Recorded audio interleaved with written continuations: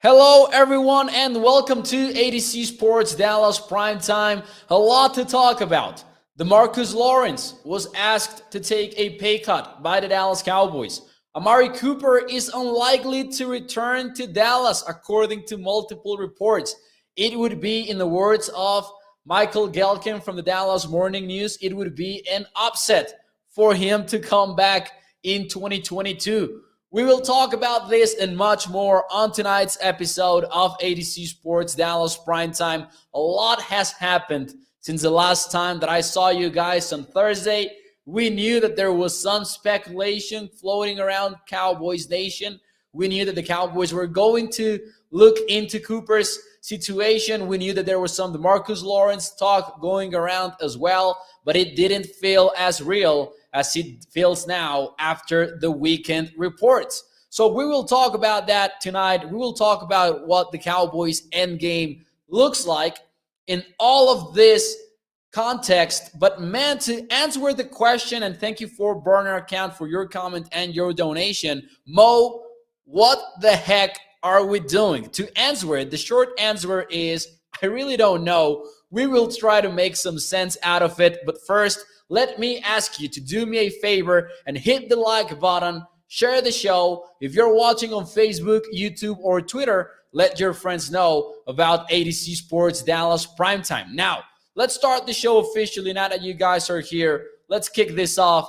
Let's talk about DeMarcus Lawrence, Amari Cooper, and all that is going on with the Cowboys right now. Let's kick this off, guys.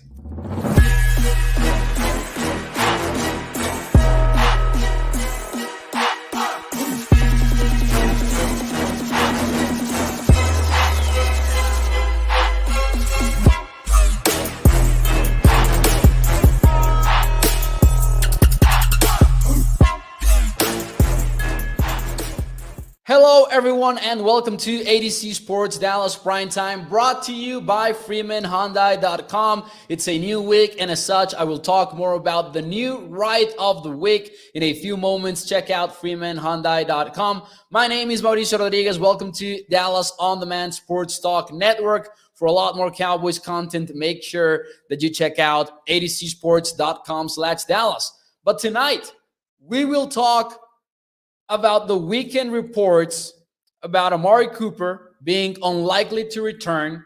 We will talk about DeMarcus Lawrence being asked to take a pay cut by the Dallas Cowboys and him obviously refusing to do so. We will talk about that as well. And what the end game is for the Cowboys. Where are these decisions coming from? But first, let's kick this off with a question. What is one word to describe the recent reports on Cooper or Lawrence? Let me know your thoughts. What is one word to describe the recent reports on Cooper and Lawrence? Thank you guys for being here, by the way. Hit the like button, share the show, and thank you. Thank you for being here. While you give me your words, and I have a good one. While you give me your answers, let me talk to you about our friends over at FreemanHyundai.com. The ride of the week is the new 2022 Hyundai Santa Fe that you can get over there at FreemanHyundai.com. 25/28 miles per gallon. It's got Apple CarPlay, Android Auto, the backup camera that a lot of people enjoy, the touch screen monitor, and it starts at $31,933. So you can check that out on FreemanHyundai.com. The ride of the week is the new 2022 Hyundai Santa Fe. So let's see some of your questions. Dennis goes with necessary. Oh, we're starting off with a hot take, maybe. Dre says business with laughing emojis. Ludicrous says Michael. J-Rod says foolish and stupid. Business as well for Primetime Phil. Smooth says Lumen. Incompetent says Burner Account. Disappointing says Adam. A lot of good answers here in the chat. Mine is, and I will take one out of Kramer's lawyer in Seinfeld. I don't know if we have Seinfeld fans here, but I will go with preposterous. I think that it's tough to understand where all of these are coming from. So we knew about the Cowboys trying to find a way to open up cap space. and looking into just about any player as a potential cap casualty for the Cowboys to get some cap relief because of salary cap concerns. But let's talk about what those concerns look like, because I don't think that this is about the Cowboys trying to bring back Jaron Kears, even Michael Gallup, even the bigger names. I don't know. I don't think that it's all about re-signing free agents to be in 2022. So I don't think it's about bringing back Jaron Kears. Definitely not about bringing back Dorrance Armstrong, Michael Gallup, while letting go a couple of your best players on the roster. Because make no mistake about it, and I know, and we'll dive deeper into the Lawrence conversation, because I know that there is more of a split in Cowboys Nation with him than with Cooper, because a lot of Cowboys fans are not big into DeMarcus Lawrence, which I think is a mistake. I think that he's still one of the elite defenders in football, but we'll get deeper into that. But what do those concerns, salary cap wise, look like for the Cowboys? Is it about 2022? I don't think so. I think it's more about getting ready for 2023, 2024, 2025. But I still don't like it, because it feels like there are a lot of other paths that the Cowboys could take. Think about the LA Rams that are in a similar spot than the Cowboys. Of course, they've got a Super Bowl ring, so they don't feel that pressure now. That they got the job done. They have their Super Bowl ring. But think about the Rams. They are also more or less $20 million over the salary cap. More or less. They're in a similar spot financially than the Cowboys. They have a top paid quarterback in the NFL. Not one of the top five, but in his moment, Matthew Stafford, of course, also became one of the highest paid quarterbacks in the league. So they have a quarterback that's not on a rookie deal, which is more or less what I mean here. And yet, the reports coming out of LA are about them re-signing Von Miller, re-signing OBJ, and potentially extending Aaron Donald. Not that these moves have happened, but it's what the Rams are trying to get done. While the Cowboys are getting rid of their best players, Amari Cooper and DeMarcus Lawrence. Difficult to understand. Samuel Rose says, this subject makes me sad, we are getting worse. And it feels like that is the case. The Cowboys are purposely letting go of some top tier players on the roster. Michael Gallup is not going to be better than Amari Cooper, and I feel like there's no disagreement in that across Cowboys Nation. I don't think someone disagrees with that take. I don't think anyone would say that the Cowboys are better off without DeMarcus Lawrence, even though there's some hate going around with D-Law, which I've never understood. I think that the hate with D-Law, to be honest, it's about the 2017 season being an insane one for his sack numbers, and then him not being able to keep those up, which was more or less expected after a 17 and a half sack season in 2017. But he's still an elite run defender. He still gets pressures in. He's still a player that will draw a lot of double teams when rushing the passer. And I think that the DeMarcus Lawrence hate has more to do with his number of sacks, which is not the best way to measure the pass rush, even though it's the most conventional one, right? It's like passing yards. People have been going with passing yards for a long time, and little by little, the QB stats are steering away from it because they, a lot of times, do not reflect the reality of the quarterback's performance, right? Burner account says, Mo, notice how the Dallas brass makes these players look selfish and how the Jones are on our side. The culture here is toxic and winning isn't the top goal. And I will talk about that as well, because I've seen some social media discussions going around about what do the Cowboys want? What is their end game? Do they want to win? What the Cowboys are looking for? Why are we talking about these players, being off the roster? And I think that it's about those long-term concerns in the salary cap. So think about maybe the 2023 season is not going to be a season in which the Cowboys have a lot of pending free agents. I'm looking at the list right now, and in 2023, you have to re-sign Anthony Brown, Terrell Basham, Greg Starline, who I know is not a priority, CJ Goodwin, Tristan Hill. So not a lot of big names, as you can see. Probably the biggest name is Anthony Brown and maybe Tony Pollard for the 2023 free agency period. 1 year later, 2024, is where things start getting intense.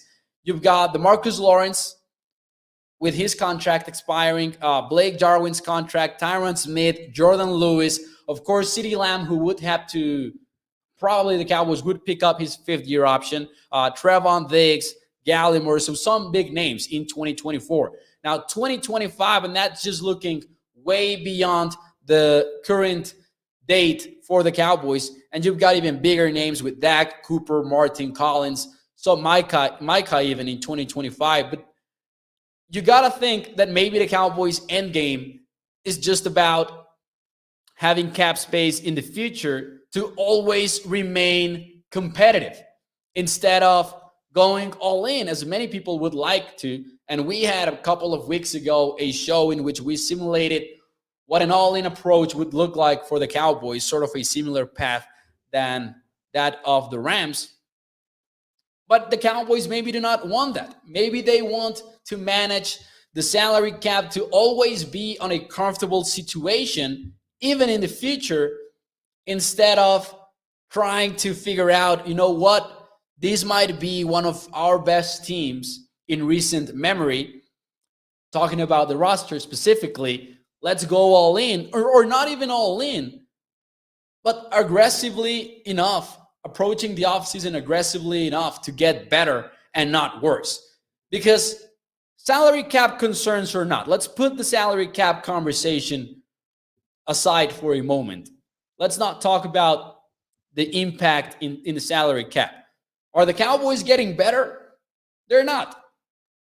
From a talent standpoint, the Cowboys are objectively and undeniably getting worse if they get rid of Amari Cooper and or DeMarcus Lawrence. That is a fact. It's not like the Cowboys are going to be better off without these two players. We know that, and I don't think even those who are concerned about Lawrence's future or Cooper's future or health concerns for each and both of them, I don't think that even those fans who have that opinion of these players would say, oh, we're better off without them, because the Cowboys are getting worse. Now, are the salary cap benefits enough to justify getting worse? Are there other alternatives? I think that they are. I think that we've been talking about the Cowboys going heavy with the restructures and how if you restructure D-Law, Cooper, Dak Prescott, Zach Martin, not even bringing in Tyron Smith and Ezekiel Elliott to the conversation,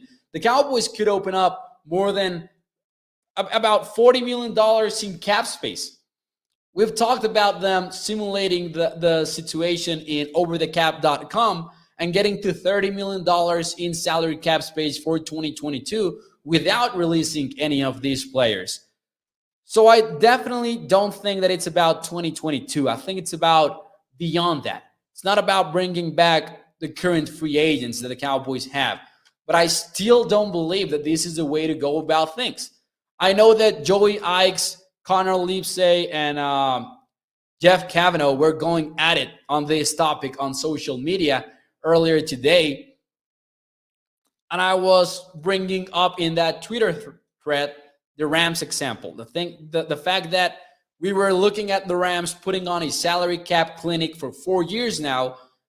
And while the Cowboys are talking about getting rid of their best two players, the Rams are talking about bringing back some of their free agents like OBJ and Von Miller, even at $20 million over the cap space.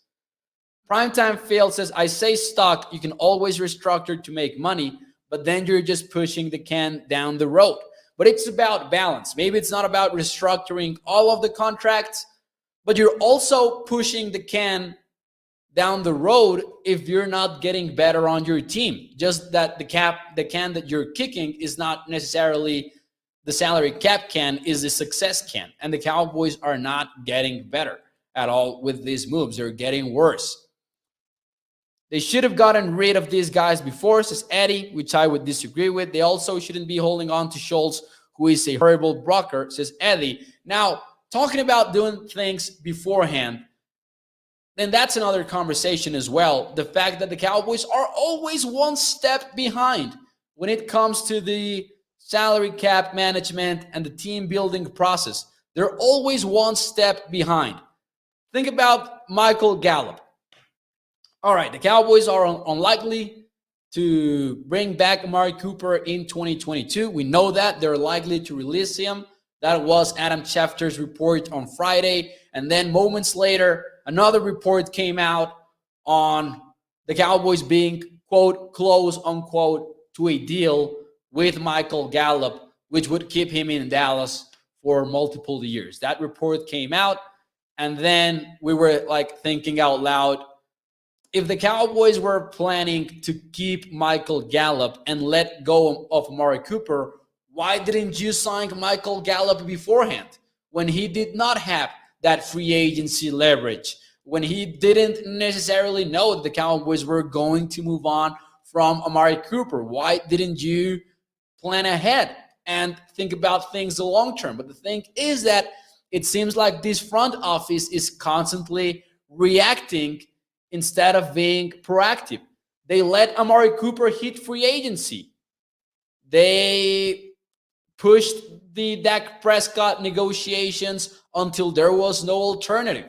They didn't sign him beforehand when they had not played him under the franchise tag. DeMarcus Lawrence played a season under the franchise tag. So we constantly are seeing examples of this Cowboys front office reacting and not being proactive. And it kind of sucks. It kind of sucks. There are ways to open up cap space that the Cowboys could explore other than letting Tank or Amari Cooper go, which is frustrating. Anyways, the Marcus Lawrence conversation, it's not that there is a report out there on him being released soon. It's not about that. But a report came out that the Cowboys offered him to take a pay cut, and he refused. And now we're going to have to sit and wait to see if the Cowboys are indeed going to release him or perhaps trade him. Or maybe the Cowboys say, all right, we tried it. He's not taking a pay cut. Let's stick with him. Does anyone here in the chat has faith at all that DeMarcus Lawrence is going to remain in Dallas for another season? The question is, will DeMarcus Lawrence be a Cowboy in 2022? Yes or no? Gregory says, Mo, who do you think Dallas will trade Cooper for? I'm not even sure that the Cowboys get a trade offer. I know that a lot of teams put the word out that they're going to release a player to see if someone offers them a day 3 pick to get, the priority on the player. I know people have been talking about the Chiefs, and I would love to see Amari Cooper in the Chiefs if it's not with the Cowboys. But I'm not even sure that they're going to get a trade offer. And if they do, it's going to be a weak offer, probably, because the Cowboys have tipped their hand that they're going to release him otherwise, right? There's always there's always the hope that the Cowboys are just using these statements or these leaks on the media to find or to arrive to better terms. But I would be surprised about it. Now, the overwhelming majority says that no, Amari Cooper will not be a Cowboy in 2022. Jason Titt says he will. So Jason holding out hope for the rest of us, because that's the only answer right now that I can see that he say yes. Nope, he's gone. Sugar Daddy goes with no. Primetime goes with no. Kenneth Fraser, no. Calvin goes with no. Chalk says this BS organization doesn't care about winning. They care about selling jerseys and tickets to the Super Bowl. And tickets, no Super Bowl, says, excuse me. Chalk, you know what? I will tell you what. For a long time, I've hated the Cowboys don't want to win narrative, or Jerry Jones doesn't care about winning. For a long time, I've been against that narrative. Right now, I don't know. Because right now, I'm looking at them making some weird salary cap decisions that, again, I don't think those decisions are about 2022. I think it's about them trying to avoid a very bad cap situation in 4 or 5 years. They really want to remain maybe competitive enough to not absolutely suck, to not be the Detroit Lions or the Jacksonville Jaguars even for one season. They don't want to reach those levels of having a 3-win season with a healthy quarterback, because maybe they have flirted with those losing seasons, but only when they have not had a quarterback. So maybe 2020, 2015. But with Tony Romo and with Dak Prescott, the Cowboys have mostly been in the mix. And maybe this is just about the Cowboys saying, you know what, we're not going to go all in, because if it doesn't work out, we will be on a bad spot. Sort of like a Saints cap problem this year as Primetime failed. Maybe the end game for the front office is really just avoiding that. Not worrying about going all in on a season, not worrying about, and again, going all in is like the other extreme, right? It's okay if you don't want to go all in like the Rams did. There's a reason why there's a reason why the Rams have been such a unique case, because even teams that are aggressive in free agency have not gone necessarily all in, but they have taken some risks in free agency. Each and every one of the recent Super Bowl champions have taken some risks in free agency. They have brought in some big name guys, or have spent big in 4 players that could make the difference on any given year. But the Cowboys' frustration feels bigger now in 2022, because again, this is not about them. And I talked briefly about this, I believe, on Thursday. We knew that the Cowboys look for bargain players in free agency, but we knew that they paid their guys and they, quote unquote, took care of their guys. But now, even those players that could be considered in-home talent, even though they're getting rid of even them, like Amari Cooper and Lawrence Cases. Guru says, I can see post-cut Cooper signing with Philly or Washington now. I was joking around with the writers over at ADC Sports Dallas, and I was saying, like, you know what? If he leaves the Dallas Cowboys, when Amari Cooper leaves the Dallas Cowboys, because with Cooper it feels more like an unavoidable fact that he will be gone, maybe because of the reports. But I was joking around with them that I can see Twitter going down when he faces the Cowboys and torches Trevon Diggs for a lot of yards. And I'm not hating on Diggs. You guys know that I like Diggs, but I'm just saying it feels like that's unavoidable. It feels like we're going to get all of the Cowboys Twitter negativity on a situation like that, right? Of Cooper going at it versus Trevon Diggs. Like, I'm just joking around here, but it feels like an unavoidable thing that will happen.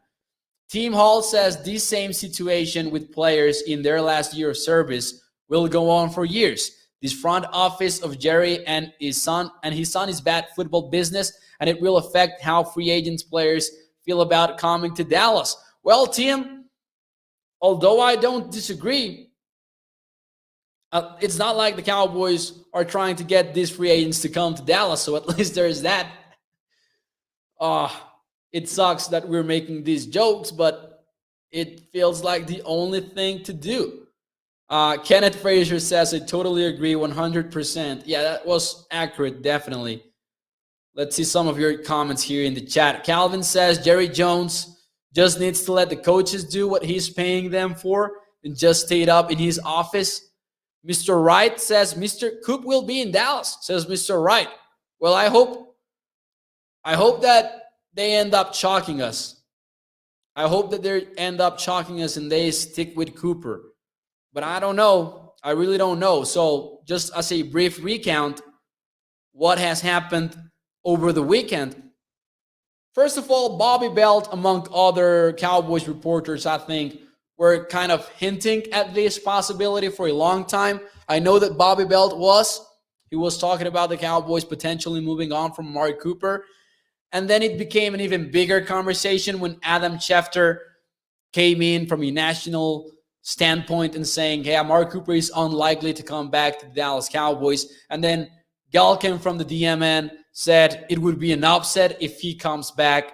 And then I saw this tweet from Robert Mays, who hosts the Athletic Football Show. And Mays is not a reporter, but he did say that he was talking to an NFL executive and that he threw in Amari Cooper's name when he was mentioning free agent wide receivers, as if he was expecting Cooper, casually expecting Cooper to be available in the market in the 2022 offseason. Jesse says, I get what they're trying to do, but they are going too hard. We need a true GM, says Bill Young, not a Will McClay. And we know that Will McClay has done some good things with the Cowboys. I think it's more about Stephen Jones and the way that he has handled the salary cap in recent years. Feels like the Cowboys' priority is to be healthy enough in the salary cap, but without being very enough, without innovating to open up cap space. Mo, what can we do to get actual change? This is burner account. I really don't know, but I think that what would be, this is a good question and a difficult one from burner account. What can we do? And I'm assuming that by we, he means the Dallas Cowboys, of course. What could the Cowboys do to get actual change? I'm not saying that it will happen, but if there is one thing that I would change, and trying to avoid the typical, wait for Jerry Jones to hand the keys to Stephen Jones, or Stephen Jones to get an actual general manager or anything like that. Like, if there's one approach that I would change for the Cowboys, is the way that they approach free agency, right? Being aggressive in free agency, trying to get not even the splashy big names, but just some good football players that are not bargain free agents. Some of them work out like it did in 2021, because the Cowboys signed some bargain free agents that ended up working for them. Even Jaron Kears was considered that, and DeMonte Casey. They came in on very cheap one-year deals, and they ended up being surprises for the Cowboys, right? So maybe being more aggressive on that. But from what I can see, burner account meant, what could we do from a fan standpoint? Oh, call me pessimistic, but I don't think that there is a lot we can do as fans to change the way the Cowboys operate. There's not a boycott that would stop or would change what the Cowboys could do, because it's not going to happen. You're not going to boycott the Dallas Cowboys. Danny Savage says, stop supporting a losing team. And I know that the frustration is at its highest right now. It's been one of the darkest off seasons in a long time for the Dallas Cowboys and its fan base. But I don't think there's a lot that you can do. My recommendation, when it gets as dark as it can get right now, just remember that it's a sport. But I do believe that there is not a lot you can do. Stephen White says, what's up? What is up, Jason Renfro? Thank you for joining the show. One more question for you guys is, assuming this happens, assuming one of these players leaves, or even both of them, let's assume for a moment that both Cooper and Lawrence are off the Cowboys in 2022. Let's assume that it's a fact, because right now we're having this conversation based on reports, and it's not like the Cowboys have already moved on from each of these players. But let's assume for a moment that it happens. Which release would surprise you the most? Not necessarily a release, maybe even a departure, but to you, which is more surprising, Cooper or Lawrence? Which release would surprise you the most? Burner account says, Mo over here saying there is more to life than football. And I will tell you something, even though I say it, I'm not sure that I mean it, because I live and die by football. My life is football. I wake up and I'm thinking about football. I go to sleep and I'm thinking about football. So it's an obsession, maybe. But let's see. D-Law says Jason Renfro. Williams goes with Cooper. Danny Savage goes with Cooper. Chuck says Cooper will have the biggest effect on our team. Getting commodes jersey. Oh my God. Dennis says neither injury prone and not productive season. Oof. Now, I don't know about that. I think that Lawrence had a productive season even though he missed some games.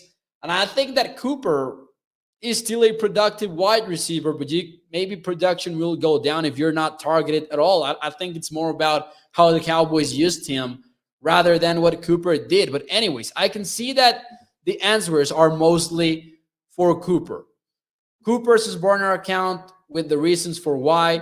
Dave says that none surprises him. Charles goes with Coop over here. Cooper for young star. Gregory for Cooper. Kenneth Frazier says Cooper, honestly. To me, it's also Cooper. Because I understand. Let's try to understand for a moment that the Cowboys want to open up salary cap space, even if we think, and I think, for example, that there are different ways to go about it. First and foremost, contract restructures. A Cooper release opens up $16 million in the salary cap, while a restructure opens up $12 million. So you can keep him by opening up $4 million less in the salary cap. And I, for one, would prefer that option drastically, by a lot. I would prefer keeping Cooper far and away. That would be my preference. But let's try to understand for a moment that, okay, they wanted to move on from one of these. They might end up moving on from the two players. But I agree with those that say Cooper. I'm more surprised that this is a Cooper conversation because at least I understand that the Cowboys trust Micah Parsons to be a pass rusher, that they trust Randy Gregory to continue developing into a premier pass rusher. But I don't know about Cooper. You want your quarterback to be successful, yet you're taking his number one weapon away from him. You're keeping Kellen Moore as your offensive coordinator. You're betting on him, getting things right, and taking the next step. You're counting on this team to be an offensive team, but you want to take Amari Cooper away from the team. That's why he surprises me the most. I'm surprised that the Cooper conversation is this serious. And you guys know, those of you who have been watching Primetime for a while now, we had the Amari Cooper conversation as one of the first off-season shows here on Primetime. And right off the bat, I said, I don't buy it. I don't think that the Cowboys will move on from Coop. I thought that it was going to be just an overblown storyline by the media because of the fact that he had a big cap number in 2022. But I thought it was not going to be a serious conversation for the Cowboys.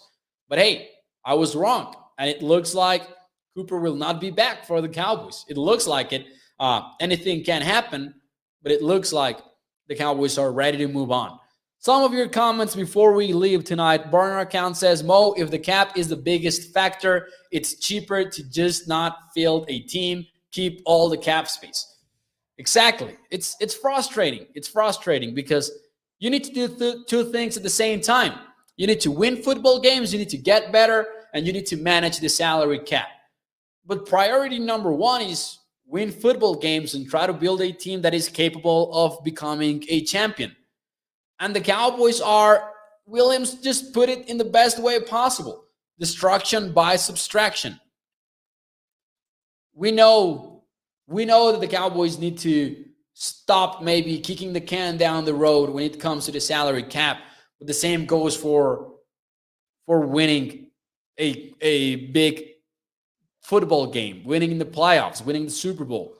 We cannot go with a one-man pass rushing teams as guru. I like Randy Gregory, but he's not DeMarcus Lawrence, so I agree with that. Watch them re-sign Greg Sarline. Oh, no. they have gotten us close to Stephen White. So through the draft, I can understand in this era, says Stephen White. But the thing is that, yeah, you can build a team via the draft, but you also need to be aggressive in free agency. We'll learn that from recent champions. It's not you cannot win just based on the draft alone, especially when you're not paying your own guys, especially when you're releasing or moving on from players that you already paid. I think it's dumb. Maybe I am frustrated by the way that the Cowboys have handled this offseason, because while all of this is going on, while the Cowboys are getting worse and worse on the roster, the coaching situation is also quite complicated, because your head coach is dealing with Sean Payton questions. Your head coach isn't really sure about his job security. Your owner slash general manager is talking about the defensive coordinator staying on the team because he wants to be the Cowboys head coach. McCarthy is talking about Dan Quinn reaching out to him to ask him if he wants him to be off the team. McCarthy said this on the Rich Eisen show during the Super Bowl week. He talked about this, and it was crazy, right? After the Super Bowl week. It's tough. Bill Young says, in 2 years, we will be talking about CeeDee Lamb. Should the Cowboys pay him or pick up his 5th-year option, and Dallas will blow it?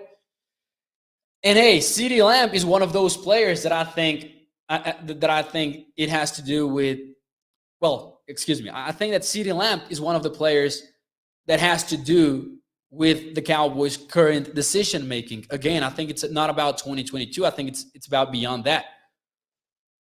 Team Hall, I really appreciate your comment. That's a cool comment. I really appreciate you. And thank you for the support for Primetime ADC Sports and myself as the host of the show. I really appreciate it, team. Shout out to team over at the Facebook chat. By the way, let me ask you for a favor. Smash the like button if you're watching on Facebook or YouTube. That helps us put this show in front of more Cowboys fans to grow the community here on ADC Sports.